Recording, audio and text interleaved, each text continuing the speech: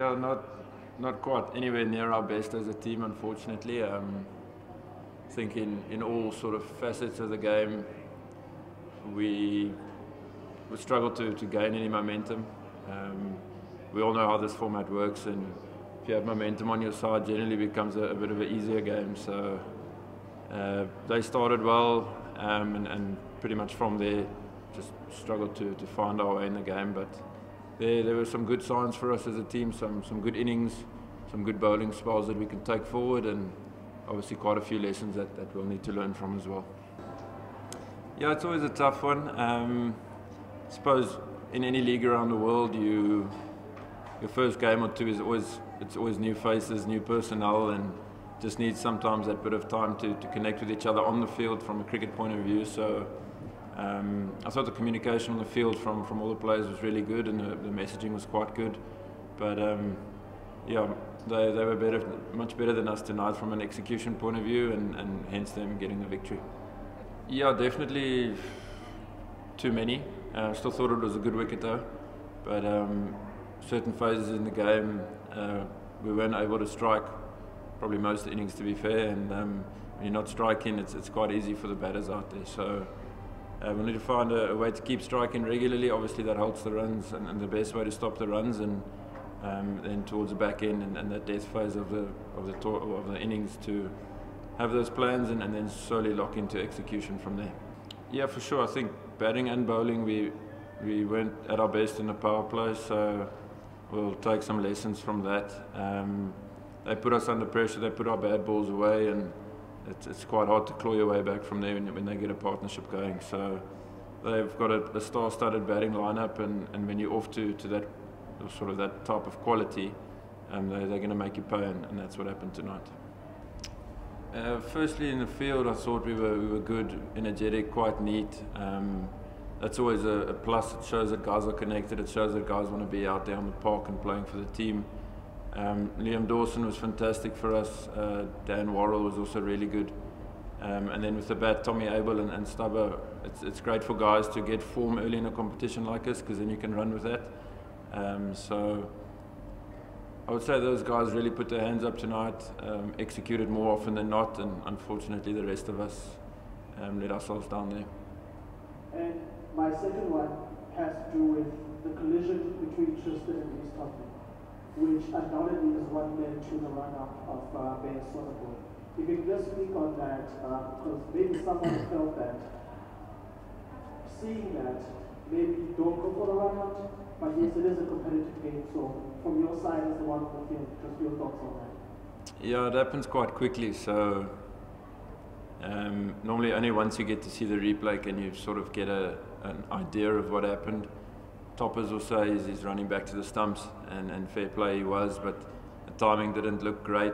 And Stubbs, he turned, he happened to be in the way, and hence the collision. So it's one of those things that can quite easily happen, and more importantly for us, we just hope Stubbs has not got any sort of long-term sort of effect from that collision, but chatted to him now, it seemed like he was alright and should be good for the next game hopefully. Yeah, we've got a fantastic sort of group of guys, fantastic management, and they'll keep the guys upbeat. And then, yeah, from a preparation point of view, you look at execution the whole time, right? So, firstly, were the plans okay, and then from the plans you judge execution. So we'll do some reflection on that. If we thought the plan was okay, then we just brush up on execution. And look, games are pretty quick behind each other here, so we don't get many days to train, but we'll put a bit of effort in once we get to Cape Town and see if that can make a difference. It's always a tricky one, because if guys are striking it well and you just miss, it tends to go. There's times where you sit there and you hope he doesn't really connect one and you can catch him, and that's the end of that. But I suppose if you're getting execution right slightly more often than not, then you're giving yourself a better chance to maybe for them to miss Q1 and then get the wicket. So I think when you miss by quite a margin, then you're asking for a lot. So to stop it, obviously, yes, it is to take wickets, but the how becomes quite important. So we'll look at that. We'll see. Maybe the plan was wrong, or maybe it was just execution, but we'll have that reflection now and take that forward. Yeah, look, to be fair, we kind of actually thought the wicket wouldn't be that good. We probably thought around 170, 180. And then, as luck would have it, we kind of really got 225. And at one stage, they were looked on course to chase it, because we kind of know under lights here the wicket can really skid on, which it did do. I just think, obviously the pressure and the way we started with the ball was really awesome. And I think that kind of put a lot of pressure on them. And then again, we closed the game out perfectly at the end there with Reece Topley, Richard Gleeson and Dwayne Pretorius, to bowl those last 4 overs for very few in the context of the game was awesome as well. Look, I think it depends how far back we go, I suppose. When I started playing here, obviously it was a lot lower and slower wicket. I don't think you probably got 225 in a 50 over game, if we're really honest. But I think in the last 6-7 years, since those new lights have been put in, I feel like the wicket really has changed up a lot. It's become a bit of a batting paradise, if we're really honest. If you look at last year's SA20, if you look at some of the big scores that are put up here as well, I think if you remember last year, the Sunrisers got over 200 against DSG as well here. So the wicket has become a tough wicket now for bowlers. And I think, obviously local knowledge with me helped today, knowing to use the wind a little bit better and all that, because I think, a lot of the sixes actually went to the bigger side of the boundary, but for me it was kind of with the wind, which I used today. Yeah, look, I think I'm quite fortunate. I've got Nicholas Pooran and Heinrich Klaasen below me, so for me it's quite easy. I've just got to look to play, try and get a partnership going, and make sure that I'm keeping the run rate going, because obviously I've got 2 absolute superstars behind me. So I think, and also today I think we had Kemo Paul at Dwayne Pretorius batting at 8. So we had a long batting order today, which obviously helped. And then, just I've got to keep playing. I think that's the big thing where T20 cricket's changed over the last 4 or 5 years, is that, even when you lose a wicket, you just got to keep going. Yeah, look, I think if you ask him to run the 100 meters, he'll beat everyone in this competition. He's absolutely lightning.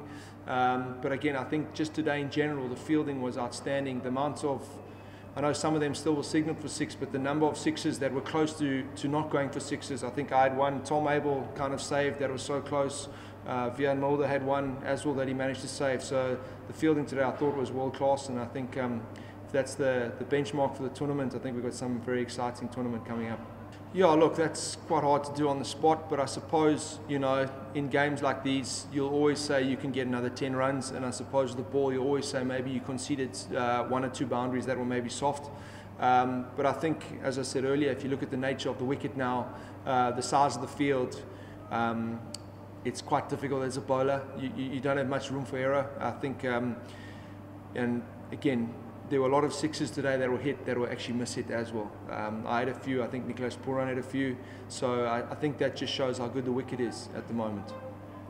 Look, he plays a lot of freedom, but actually he kept me calm in the middle. He speaks a lot about matchups. To give you some insight, when Liam Dawson bowled his last over, his first words to me were, "Get me on strike and then I'll face the rest of the over," which he kind of did, and hit a few 6s in that over. So I think he's very clear in his game plan, but he also helps you out with your game plan. And again, it's kind of typical West Indian Caribbean vibe. It's about very much expressing yourself, but having a lot of fun as well at the same time. Yeah, look, I think St George is very unique. The crowd kind of sits right on top of you in the field. When things aren't going your way as an opposing team, every misfield feels like you've done something completely wrong. They kind of really get behind their home team.